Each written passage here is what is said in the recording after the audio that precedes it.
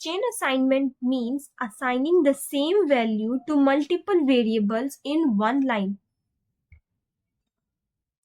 Here, the variable A, B, and C will get the same object in which stores the value 0 because first all three variables point to the same object 0. This is safe because integers are immutable. The value cannot be modified. Here we have created A variable, B variable, and C variable which assigning 0 at the one line only. Here first C will get the 0 object, then B will get the C which also refer to 0 object, means B and C both will get the same object. Then A will get the B object which is also 0. So both are having the same object.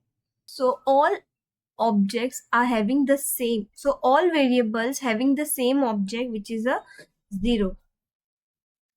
And we print the variable A, B and C, we got 3 times 0 because all variables are referring to the same object. I hope this is